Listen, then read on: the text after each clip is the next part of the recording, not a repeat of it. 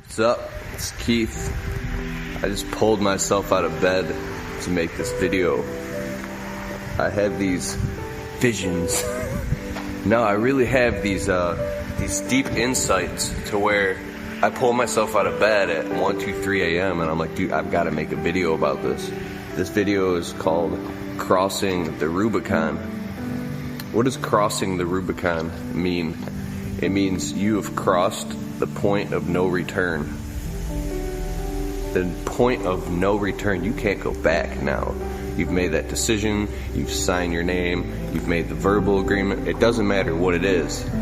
But now you have to go out and execute and make it through that valley and back up to the other side. The craziest thing happens though when you cross the Rubicon, whether it be a job in your business or an agreement with someone, you know what I mean. When you cross the Rubicon, it's like you're now lined up in the crosshairs, and whatever it is, it takes a shot at you. It blows and discharges off a round when you're in the crosshairs. It shoots the crossbow at you and puts you up against the wall. That's a phenomenal thing about being in anything and being a human, is it'll take you and put you up against the wall with a knife to your throat and put you in a pinch. But that pinch didn't exist before you crossed the Rubicon. It's like you're walking a tightrope over alligators. You ever see that dude a couple years ago? He was walking that tightrope across like Grand Canyon or like New York City, that famous dude, you know what I'm talking about, and it was all over the news and TV. Well, imagine instead of below him, it's the city. Imagine it's a pit of swirling black clouds and demons. Or just your deepest fear is now you're walking that tightrope over fire. Whoa. You feel it?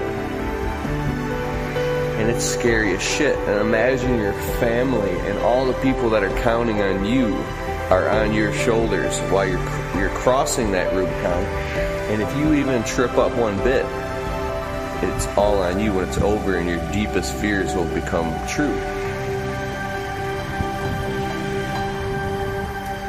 Well, this is the way the universe works. And every moment you're either opening or you're closing. You're opening or you're closing.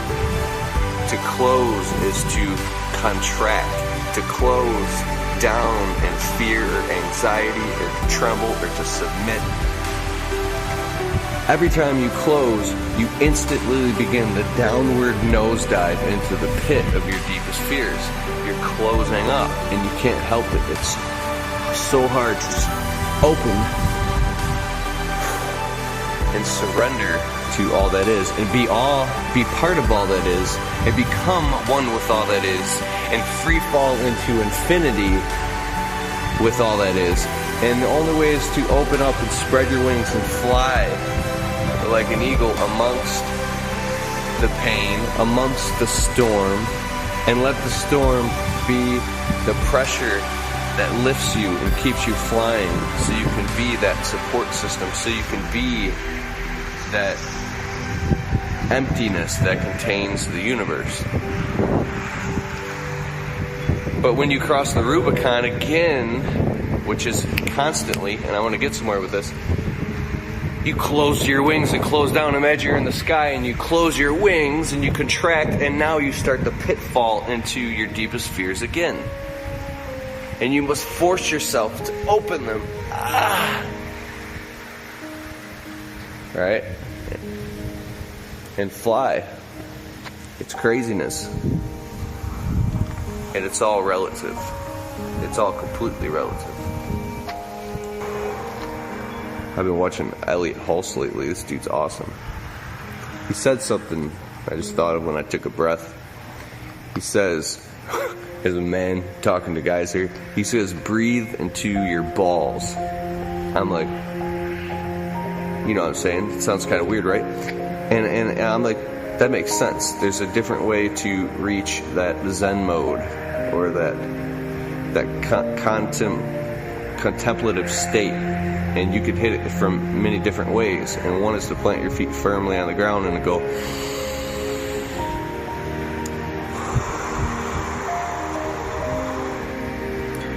right there.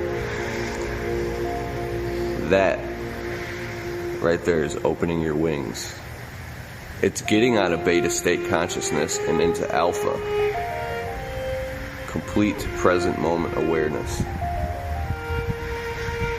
and observation. And only from observation and detachment can you make any significant progress.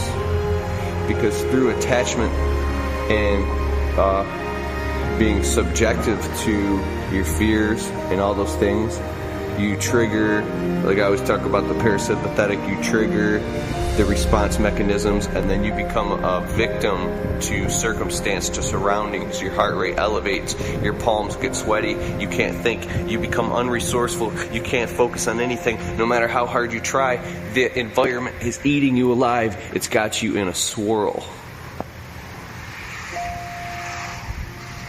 You're in a swirl. You ever been put on a merry-go-round as a kid and spun? How are you going to look straight? How are you going to straighten out? You're in a swirl, and the harder you try is the harder that you're subject.